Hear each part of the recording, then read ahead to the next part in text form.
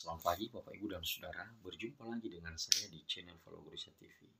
Saya berharap Bapak Ibu boleh berada dalam kondisi yang terbaik, terlebih setelah Paskah ini, biar semangat kita semakin dikuatkan untuk terus bekerja bagi kemuliaan Tuhan.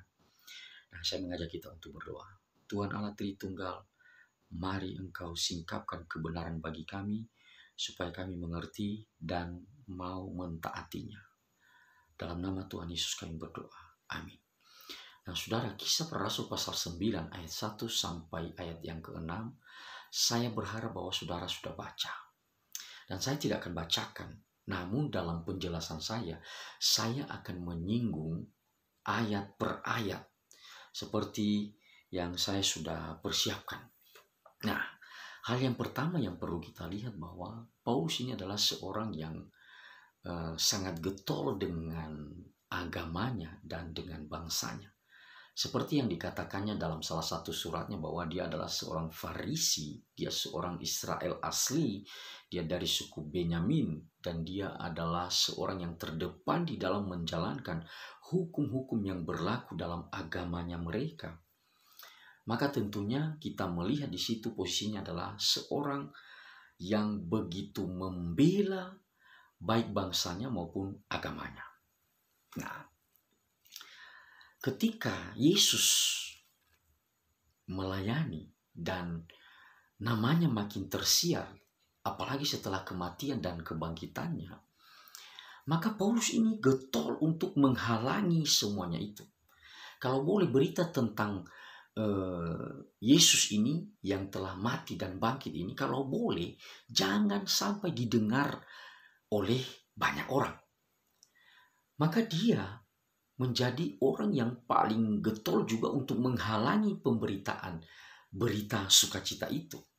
Nah, kita tahu dalam kisahnya bahwa ketika Stefanus dibunuh, dia ada di situ dan memberikan rekomendasi untuk membunuh Stefanus. Jadi saudara bisa bayangkan, dia adalah orang yang sangat militan dalam membela agamanya sebelumnya. Bahkan di dalam ayat 1, ya, Kisah Rasul pasal 9 ayat 1 ini mengatakan bahwa sementara itu berkobar-kobar hati Saulus untuk mengancam dan membunuh murid-murid Tuhan. Dia seorang yang berkobar-kobar, yang begitu antusias, yang begitu bersemangat, punya passion tertentu untuk mengejar orang-orang Kristen. Dan kalau dia sudah dapatkan, dia bisa bunuh. Itu yang diakui oleh penulis Kisah Para Rasul. Ya. Jadi berkobar-kobar itu artinya ya dalam semangat yang membumbung tinggi, ya, dalam sebuah situasi yang sangat menggelora, ya, menangkap dan membunuh orang-orang Kristen. Itu luar biasa, ya. Nah, yang kedua bahwa Paulus ini dalam situasi yang seperti itu, dia semakin menegaskan posisinya sebagai pengejar atau penghambat berita Injil atau orang yang menganiaya orang-orang Kristen. Dia minta, nah, apa yang dimintanya? Surat kuasa dari imam besar, sehingga apa yang dikerjakannya dia merasa dia legal melakukan itu. Dia butuh dukungan sehingga kemana-mana dia pergi, dia punya izin, ya. Karena memang pada waktu itu orang Romawi itu memberikan izin, ya, atau memberikan keleluasaan kepada imam besar itu untuk memberikan surat kuasa seperti itu, ya. Karena orang-orang Romawi itu nggak mau tahu dengan agama itu, ya, agamanya mereka itu nggak mau tahu, ya itu urusanmu sendiri, silakan, ya. Jadi Paulus menegaskan posisinya sebagai pengejar orang-orang Kristen dengan harus mendapatkan surat kuasa dari imam besar, dan itu sudah dia dapatkan. Maka dalam visi misi mengejar orang-orang Kristen ini, dia pergi ke Damsyik. Nah, sebelum dia sampai ke Damsyik itu, maka tampaklah kepadanya sinar atau cahaya yang mengelilinginya dan dia jatuh tergeletak. Nah, soal cahaya atau sinar yang mengelilinginya ini, Bapak Ibu, saya teringat dengan apa yang terjadi dengan Yeskel dalam Yeskel pasal 1 ayat 28 sampai pasal 2 ayat 2. Ya, Yeskel juga melihat hal yang sama, sinar atau cahaya yang mengelilingi dia. ketika dia dipanggil oleh Allah menjadi nabi, penyambung lidah Allah. Nah, apa yang terjadi dengan Yehezkiel ada miripnya, bahkan hampir sama dengan Paulus. Hanya saja kepada Paulus ini ketika dia menyaksikan, dia jatuh, tergeletak. Dan kalau kita baca kisahnya, dia buta dalam beberapa hari nanti. Nah, jadi saya percaya bahwa yang disaksikan oleh Yehezkiel, itu juga lah yang disaksikan oleh Paulus ini. Artinya kita percaya bahwa ini adalah Tuhan, Allah. Nah, itu diverifikasi atau semakin diteguhkan dalam percakapan berikutnya. Kita melihat percakapan setelah itu ya. Di dalam ayatnya yang ke-4, ia rebah ke tanah dan kedengaranlah olehnya suatu suara yang berkata kepadanya, Saulus, Saulus, mengapakah engkau menganiaya aku? Ya. Jadi suara itu dia dengar. Dan saya percaya Paulus sebagai murid Gamaliel, dia belajar sangat ketat terhadap perjanjian lama. Dia banyak tahu tentang perjanjian lama. Dan saya yakin meskipun tidak tertulis, Paulus mengingat apa yang dialami oleh Yehezkiel itu. Ketika dia menyaksikan hal yang sama, ya, meskipun tidak tertulis, analisa saya, dia mengerti itu. Dia tahu itu bahwa Tuhan yang memanggil Yehezkiel untuk menyampaikan, untuk menjadi nabi bagi Allah. Dan pada kejadian itu, Paulus melihat hal yang sama seperti yang dialami oleh Yehezkiel. Saya percaya Paulus pun mengenal itu adalah Allah. Allah itu adalah Allah yang dia sembah. Nah, masalahnya bahwa apa yang disampaikan oleh suara itu yang kita klaim itu adalah Allah, justru berkata bahwa Paulus selama ini atau dalam rentetan waktu ini pekerjaannya itu adalah menganiaya suara itu. Ya, dikatakan tadi, Saulus, Saulus, mengapakah engkau menganiaya aku? Loh, bukannya selama ini dia terus membela Allahnya yang dia kenal? Bukankah selama ini dia bekerja bagi pekerjaan Allahnya? Ya, bukankah selama ini dia getol untuk melawan musuh Allahnya, dalam tanda kutip ya, musuh Allahnya. Jadi dalam konsepnya Paulus sebelumnya itu dia menganggap bahwa orang-orang Kristen ini adalah, atau pengikut jalan Tuhan ini adalah musuh Allahnya dia. Ya, maka dia terlibat dalam pengejaran dan penganiayaan terhadap orang-orang Kristen ini. Tetapi kenapa suara itu berkata bahwa engkau telah menganiaya aku? Itu membingungkan Paulus, Bapak Ibu.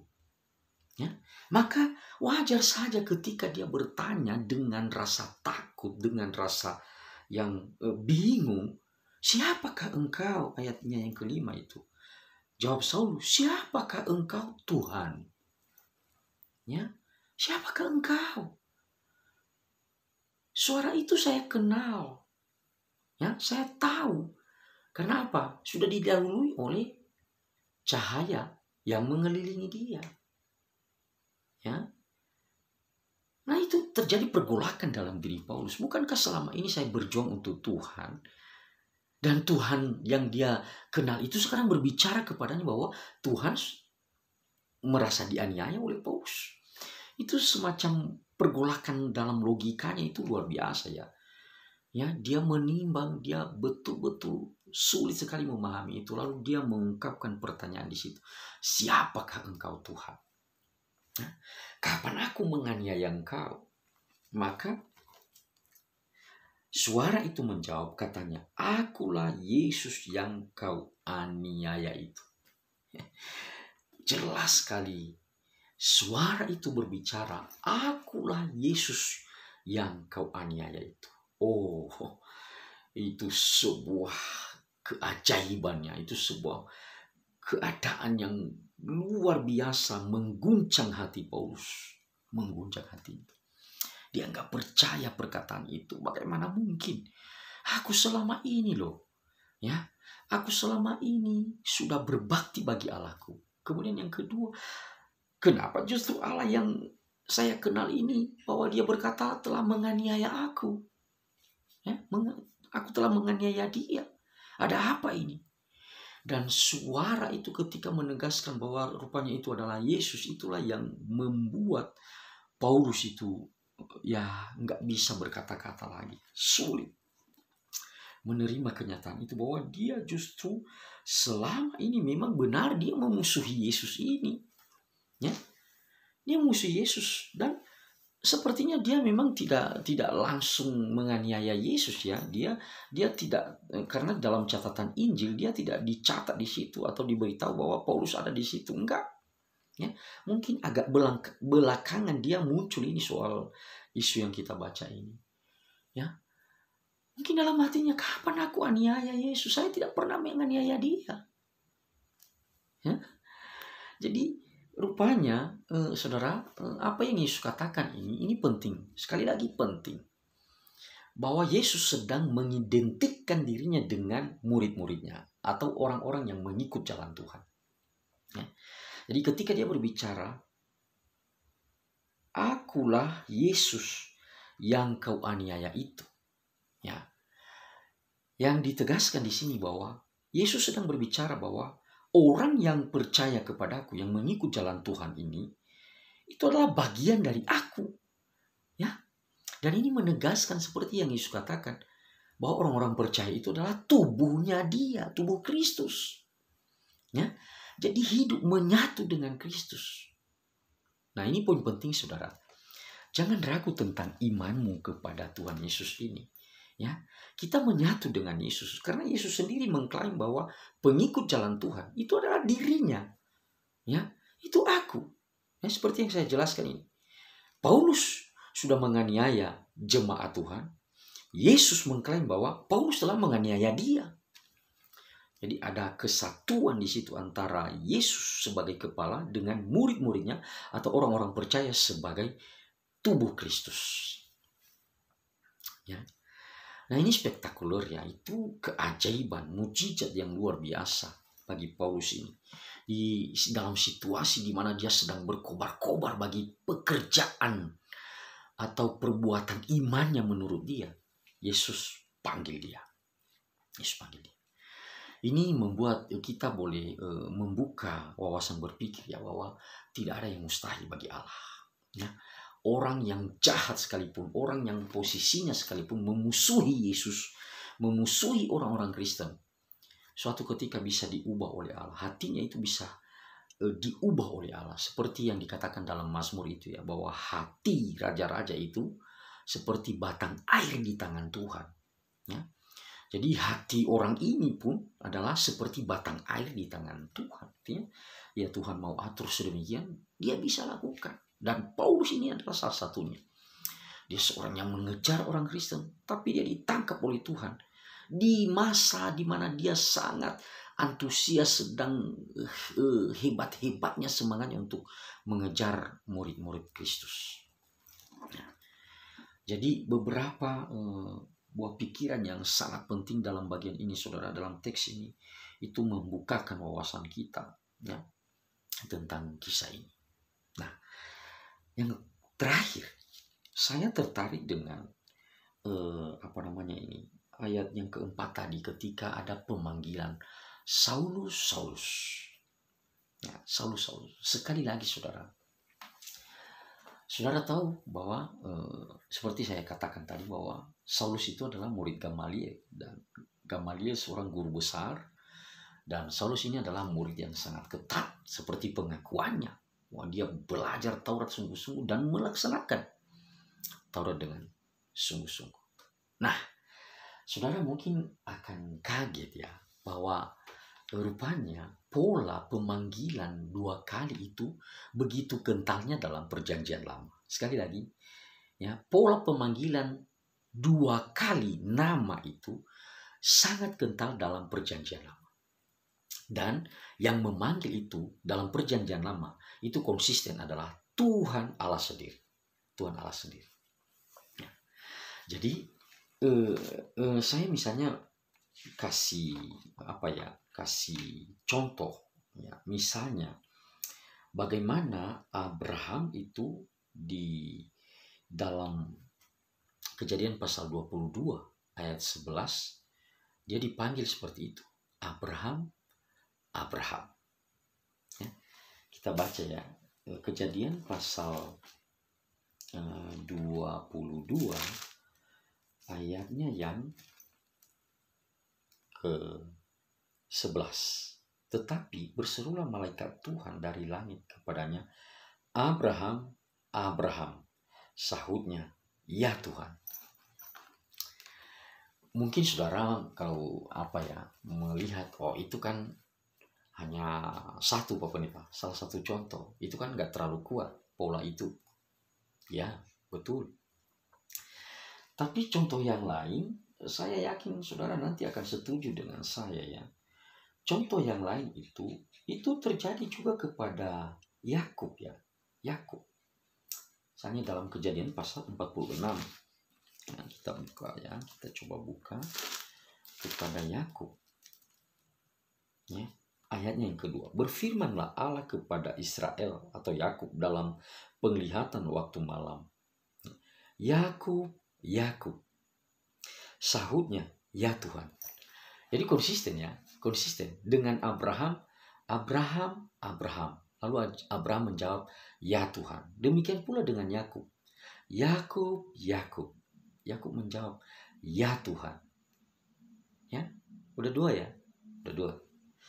Contoh yang ketiga lagi atau bukti yang ketiga tentang pemanggilan ini, pemanggilan dua kali itu kepada Musa. Keluaran pasal 3 ayatnya yang keempat. Saya ajak kita untuk melihat Keluaran pasal 3 ayatnya yang keempat.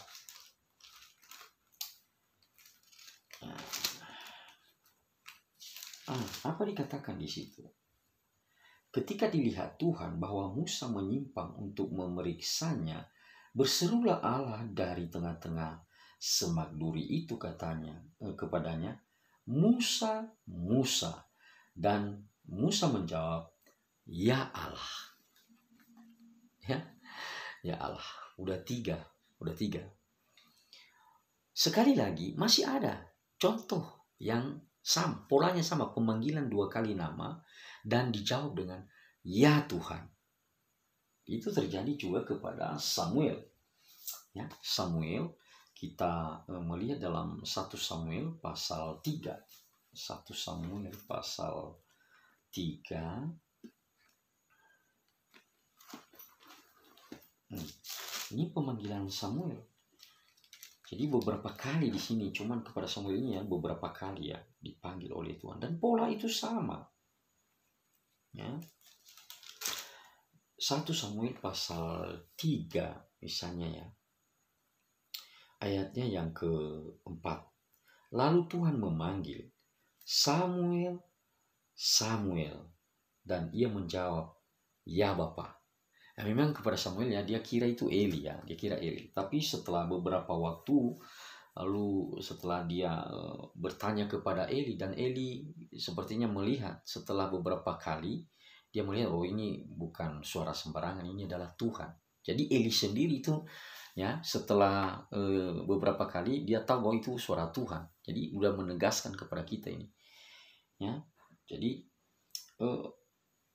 Eli memberikan arahan kepada Samuel, ya udah, kalau nanti dia memanggil sekali lagi maka jawab aja, ya Tuhan. Ya. Hambamu siap mendengarnya. Ya. Atau ayatnya yang ke-9 ya. Sebab itu berkatalah Eli kepada Samuel, pergilah tidur, dan apabila ia memanggil engkau, katakanlah, berbicaralah Tuhan, sebab hambamu ini mendengar.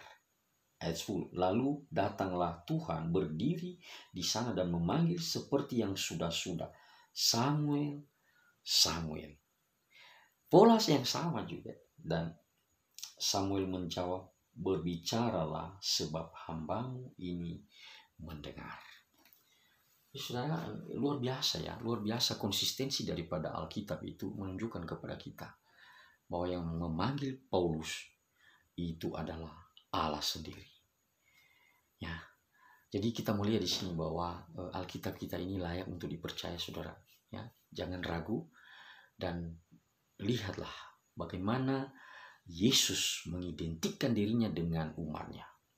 Kalau saudara dan saya mengalami berbagai macam pergumulan, apalagi kalau bentuknya itu penganiayaan, jangan takut.